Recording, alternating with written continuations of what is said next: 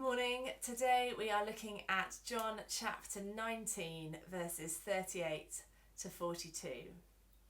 I don't know about you, but I can sometimes procrastinate over stuff. I always find myself putting things off to the last minute or until sometimes when it's too late to do them at all. Sometimes that's because it's something I don't enjoy. I'm not looking forward to doing it, so I put it off. Sometimes it's because it's quite a big task. It feels challenging. I'm not quite sure what's going to happen once I start it. Maybe there's a bit of anxiety there.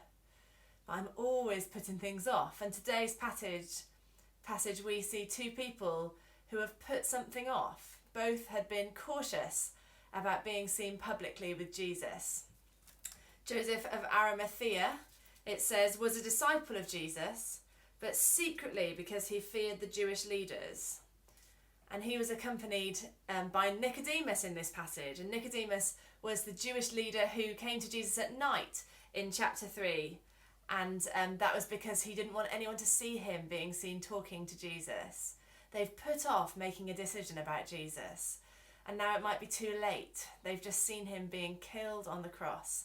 Maybe they've missed their chance. But actually, it's not too late for them to do the right thing. It's not too late for them to be publicly seen as followers of Jesus. And what an opportunity they're given.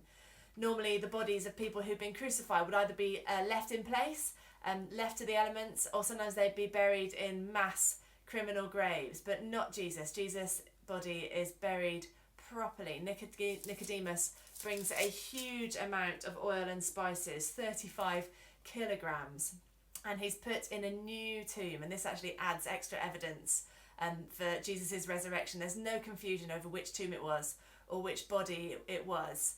There's only one body in this tomb, and it's Jesus. These two men end up being a really important part of the Easter story. It's never too late to do the right thing. And I wonder if there's something that you've been putting off, something you've been procrastinating on. I wonder if God's been asking you to do something at the moment, but it's felt scary. And now you're wondering if you've just left it too late.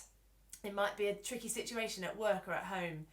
It might be somebody you've meaning to get in touch with. It might be something that feels really important, but you don't know how to start. But it's never too late. God is always ready to meet us. He's always got more love and kindness available for us. His forgiveness, what Jesus did on the cross, means that the past is in the past. We don't need to have regrets.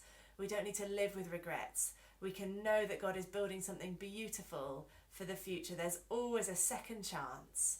And I hope that you know God's great love for you, his presence with you, and his second chance for you this Easter weekend.